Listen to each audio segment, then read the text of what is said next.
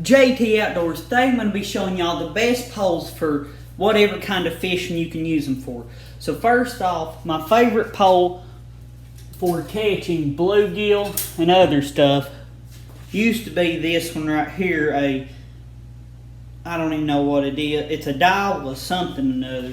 But then again it broke, so apparently it wasn't too good. I had to retire it, but I found a new pole that is awesome for bluegill, even smaller catfish, anything under 10 pounds. The Ugly Stick Dock Runner is the way to go. I mean, it's just $14, not too expensive. It's going to work for whatever you need it for. It will get in big fish every now and again. It comes spoiled with 6-pound test. So next I'm going to show you my favorite night fishing pole. This one here is a 6-foot pole, eagle claw with a Fluger bait casting reel.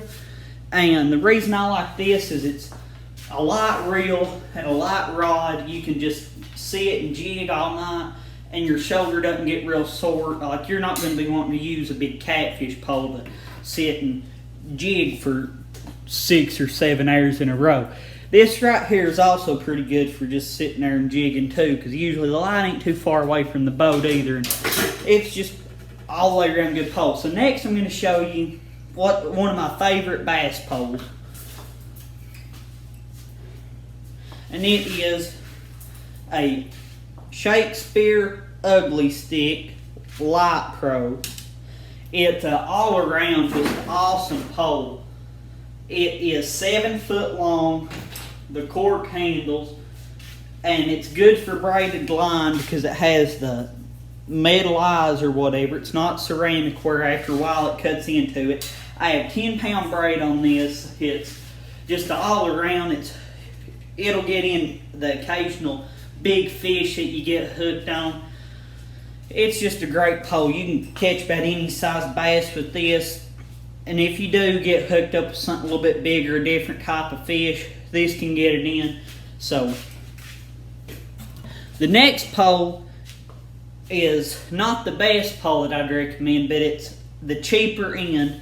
If you're going to be fishing for rockfish, you can watch another video and it'll show you my favorite poles for that.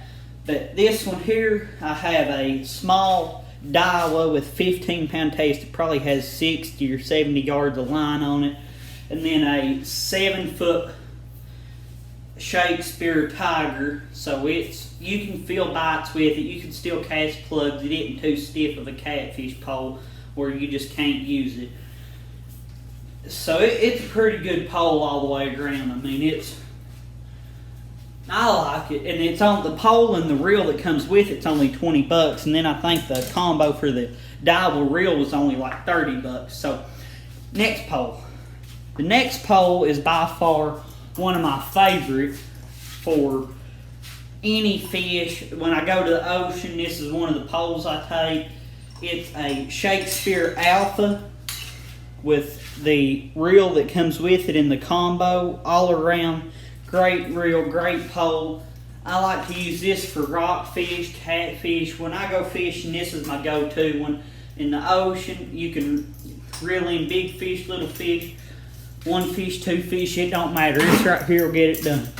Now the next pole is what I like for sort of small. If I'm going to go to a pond or something, this is usually the pole I'll take. Or if I'm just going out on a kayak and fishing a little bit. This is a Falcon. You can have up to a 20-pound test on it.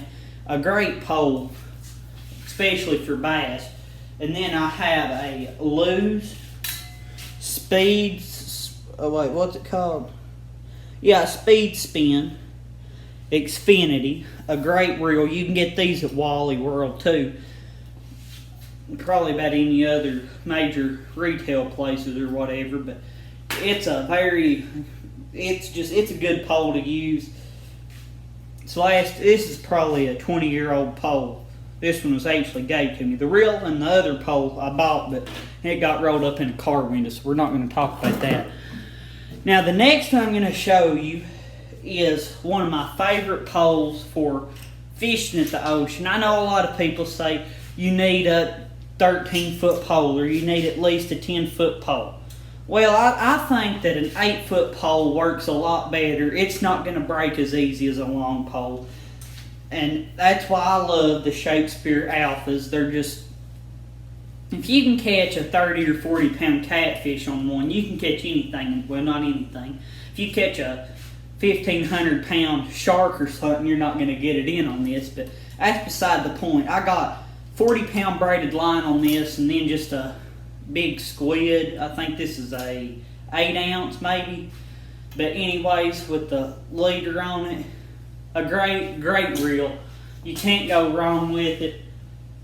If you're wanting to look for something that you can use at the ocean when you go on vacation or lakes, anywhere, this right here is what I would recommend almost anybody. I'd stick with the spinning reel if you're just getting started, but once you figure out how to use a bait caster, you'll never quit using them. They're awesome, just can't go wrong with them. Next up is the second to last pole, and this one here is what I like to fish with at ponds too for catfish. This, I think I have 15 pound test on it. It's not a name brand pole. I don't even know what it is. It's a XC something other. If y'all know what that is, tell me. I ain't got a clue. But this here is a great all around 8-foot pole. It's a medium heavy. You can't go wrong with it either. You can get in a 20 pound fish with it. Now this next one's probably one of my more expensive poles. It's the Mega Pro Akuma, and it's just, I can't read them. It's faded out a little bit. One of the eyes is out of it too, but that won't hurt nothing in the middle, or it shouldn't. If it does, too bad. I love this pole too much to get rid of it. The reel on here is super nice too. If you're looking to pay a little bit more but for something that's well worth it, this right here is great for anything you want to catch. Well, I hope y'all enjoyed the video. If you did, leave a like, subscribe. Wait, no, I should have said that the other way. That's beside the point. Leave a comment. Which pole is your favorite, and which one do you think works the best, and which one of your poles do you like? And see you next time. Goodbye.